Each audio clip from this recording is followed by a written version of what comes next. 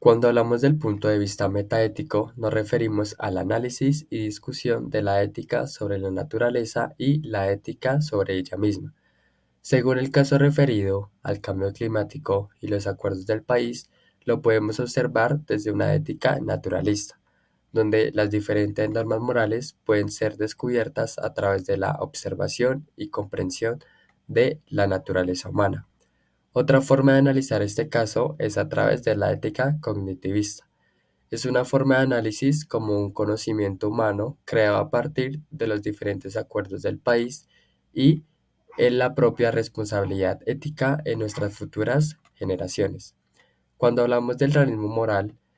nos referimos a las diferentes creencias, que éstas pueden ser clasificadas en falsas o verdaderas. Esto lo podemos concluir en los diferentes acuerdos que se generaron en estas épocas y también lo podemos concluir en la forma del desarrollo sostenible en el cambio climático. Concepto de cultura. El concepto de cultura se puede ver reflejado con los ideales, costumbres y diferentes modos de construcción que tanto los países subdesarrollados y desarrollados emplean para su bienestar, tanto social, político, económico y religioso, como bien lo es en este caso mitigar el cambio climático, donde estos hacen uso de sus recursos y pensamientos que tienen desde generaciones atrás. Un claro ejemplo es la modalidad que se usa en Chile y Perú, el cual consiste en la tradicional construcción de muros macizos de adobe que genera inercia térmica, es decir, recintos fríos durante el día y templados durante la noche, aun con contextos semidesérticos, los cuales permiten crear esos cambios necesarios para poder controlar este tipo de problemáticas. Además, encontramos qué símbolos se observan en el caso y cómo se relacionan con nuestro punto de vista metaético y de justicia. El símbolo que se observa en el caso muestra lo positivo, negativo e interrogantes que se pueden tener con respecto al cambio climático y el acuerdo pactado en París, evidenciándose que la solución para estas nuevas cosas está en nuestras manos y que conjuntamente lo podemos lograr. Además, considerando nuestro punto de vista metaético, el relativismo moral de cultura normativo es quien puede verse mejor reflejado en este tipo de casos, ya que este nos habla de basarnos no en la creencia, sino al contrario en los hechos morales, destacando así un pequeño fragmento relacionado con el texto que dice: como las metas que establece el acuerdo son voluntarias, se pueden reducir o abandonar si hay resistencia política, crisis económica a corto plazo o simplemente por fatiga social o falta de interés, permitiendo que pues cada país sea libre de hacerse partícipe o no para poder mitigar esta problemática,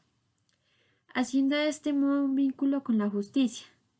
en este caso de derecho positivo, el cual dice que una persona puede ser ayudada para poder conseguir lo que ella necesita. Pero como en este caso hablamos del cambio climático, es de vital importancia hacer un conjunto de ideas y aportaciones beneficiosas, las cuales eviten perjudicar a los más vulnerables como se menciona en el texto y por ende solucionar problemáticas de acción colectiva y de las intergeneraciones. En el caso se observan varios valores como justicia, solidaridad, responsabilidad, equidad y responsabilidad. El texto resalta la importancia de la justicia en el contexto del cambio climático, especialmente en lo que respecta a la distribución equitativa de responsabilidades entre países desarrollados y en desarrollo. También se menciona la importancia de la justicia en términos de las consecuencias del cambio climático para las poblaciones más vulnerables.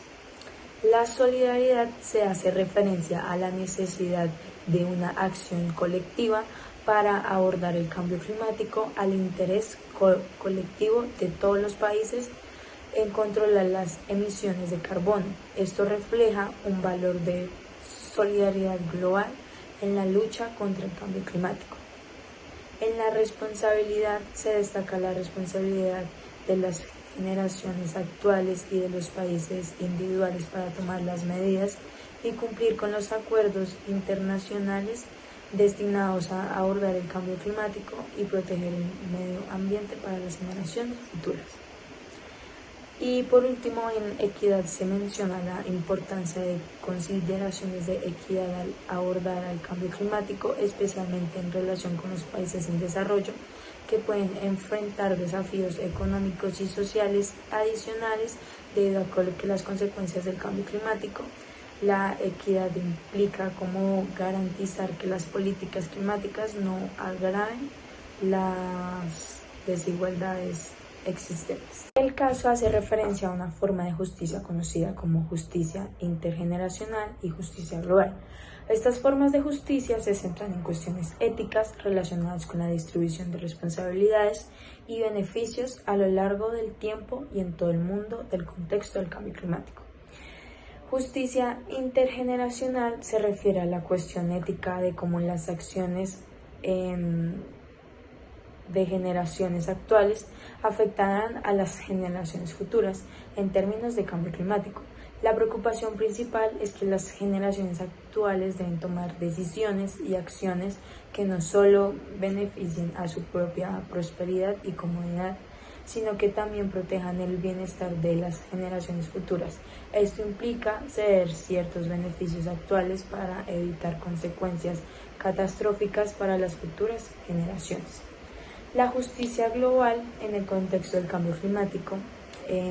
La justicia global se refiere a la distribución equitativa de responsabilidades y costos entre todos los países del mundo desarrollados, como los países en vías de desarrollo. Estos deben asumir la responsabilidad de reducir las emisiones de gases de efecto invernadero y tomar las medidas para abordar el cambio climático. Las normas éticas son las cuales se relacionan con principios morales, los cuales abordan la responsabilidad de los individuos, las naciones y la comunidad internacional pues en la lucha contra el cambio climático. En principio, pues se tiene en cuenta la responsabilidad intergeneracional, la cual nos habla de que la actividad humana es la culpable del cambio climático. Y esa también reconoce que estas acciones tienen un impacto significativo en las generaciones futuras. Entonces, por esto existe como una norma ética de responsabilidad hacia las generaciones venideras para evitar daños graves y así también mitigar el daño, pues, el del cambio climático. Por otra parte, se tiene como el cumplimiento de los compromisos, que pues teniendo en cuenta el contexto de lo que es el Acuerdo de París, existe una norma ética de cumplimiento pues de los compromisos asumidos por los países los cuales están involucrados en este acuerdo, para entonces así reducir las emisiones de gases de efecto invernadero y pues limitar el calentamiento global a menos de 2 grados Celsius por encima de los niveles pues preindustriales. Y pues el incumplimiento de estos compromisos se puede considerar como una violación de la ética climática. Finalmente, teniendo en cuenta la norma, es muy importante que éstas se cumplan, pues ya que ellas juegan un papel crucial como al promover la conciencia de la responsabilidad, la justicia, la solidaridad y la transparencia, pues en la toma de decisiones y las acciones relacionadas con la mitigación y adaptación del cambio climático pues a nivel mundial. Y estas normas éticas también pues son fundamentales como para abordar de una manera muy general el desafío de lo que es pues el cambio climático de una manera justa y también sostenible, que es muy importante. ¿Qué creencias se observan en el caso? En el caso se observan 3 tipos de creencias, las cuales se desglosan en diferentes conceptos. En principio se observa una creencia política, en donde existe la negación por parte de un grupo de personas, un grupo de políticos con mucha influencia, las cuales afirman que el cambio climático no es responsabilidad de la actividad humana.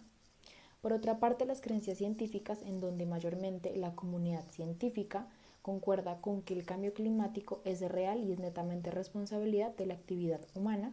o también modelos climáticos los cuales respaldan que la idea de que las emisiones humanas de gases de efecto invernadero contribuyen al cambio climático. Por último, las creencias filosóficas, en donde, por ejemplo, la ética ambiental toma la palabra y establece que los seres humanos tienen una responsabilidad ética hacia la naturaleza, o el utilitarismo, el cual promueve el tomar acción frente al cambio climático para así llegar a un bienestar global y prevenir daños catastróficos. Ahora, ¿cómo se puede identificar la discriminación en el caso? Al hablar del cambio climático, es muy notorio la discriminación que existe en las poblaciones vulnerables, ya que las comunidades más pobres y vulnerables o países en vía de desarrollo son las que están más afectadas debido a la falta de recursos. Es por eso que el Acuerdo de París busca equiparar las desigualdades que se presentan entre los países que tienen más oportunidades con los que tienen menos oportunidades para que todos puedan combatir de manera equitativa el problema del cambio climático, ya que por ejemplo el acceso a recursos y tecnología también es un tipo de discriminación y puede manifestarse en términos de acceso desigual a recursos y tecnología que pueden ayudar a combatir el cambio climático y adaptarse a sus impactos. Es por eso que los países más vulnerables son los que están en vía de desarrollo o las comunidades que no cuentan con los recursos económicos para poder solventar las problemáticas ambientales que se presentan,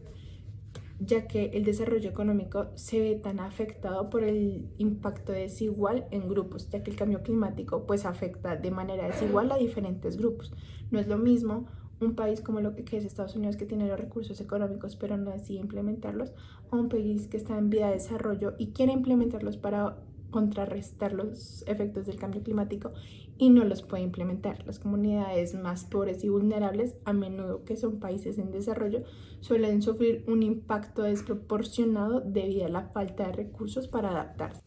Afortunadamente es muy fácil ligar nuestras disciplinas con el tema, ya que en el grupo varían los integrantes entre ingenieros y arquitectos y está en nuestras manos la responsabilidad de generar infraestructuras sostenibles que intenten mitigar los impactos del cambio climático, que nuestras carreras y nuestras profesiones no se vuelvan un peso para la naturaleza y en vez de afectar el medio ambiente busquemos la manera de generar infraestructuras sostenibles que puedan favorecerse de recursos naturales para que estos puedan así ser asequibles de bajo costo y así también mitigar la desigualdad y la discriminación de oportunidades de elementos sostenibles para la gente de poblaciones vulnerables. Nosotros como arquitectos e ingenieros nos centramos en la necesidad de abordar el cambio climático y sus desafíos éticos a través del diseño y de la construcción de proyectos sostenibles.